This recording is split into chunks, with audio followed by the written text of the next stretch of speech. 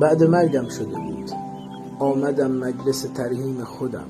همه را می دیدم، همه آنها که نمی دانستم عشق من در دلشان ناپیداست.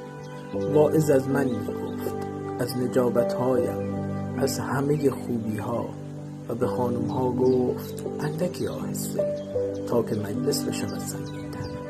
راستی این همه اقوام و رفیق، من خجل از همه شد. من که یک عمر گمان می کردم تنهایم و نمی دانستم من به اندازه یک مسجد پر از آدم دوستانی دارم. همه‌شان آمده اند، چه عزادار و غمی. من نشستم به کنار همه‌شان. بچه هایی بودم، همه از خوبی من می گفتند. حسرت رفتن ناهنگامم، خاطراتی از من که پس از رفتن من ساختم، از رفاقتهایم، از صمیمیت دوران حیات. یک نفر گفت چه انسان شریفی بودم، دیگری گفت فلک گلچین است.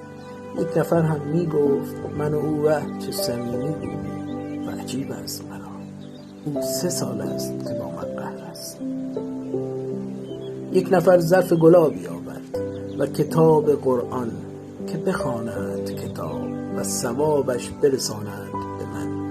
گرچه برداشت رفیق، لای آن باز نکرد و ثوابی که نیامد بر من. آن که 100 بار به پشت سر من غیبت کرد آمد آن گوشه نشست. من کنارش رفتم، اشک در چشم، عزادار و غمی. خوبیم را می گفت، چه غریب است مرا. آن ملک آمد باز، آن عزیزی که به او گفتم من فرصتی می خواهم.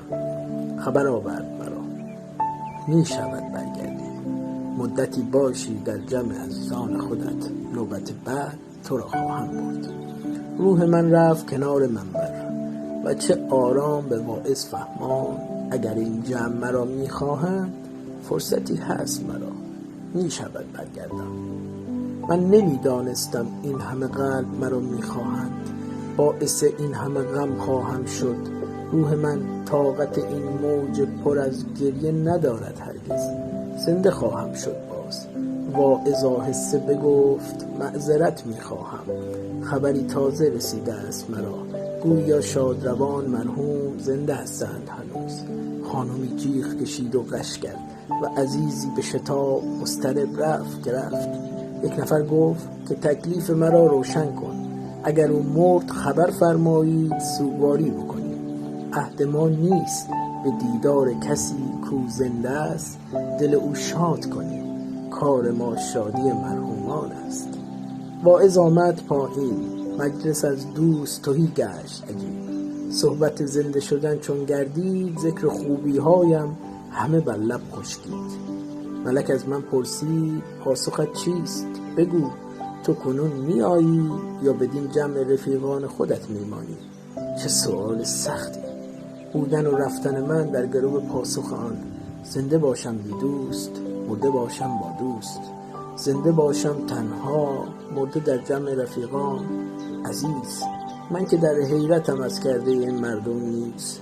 کاش باور بکنی، کاش بیدار شوی، خوب اندیشه کنیم. معنی واقعی آمدن و رفتن چیست؟ ای کاش دل شاد کنیم تا زمانی که هنوز زنده اندر بر ماست.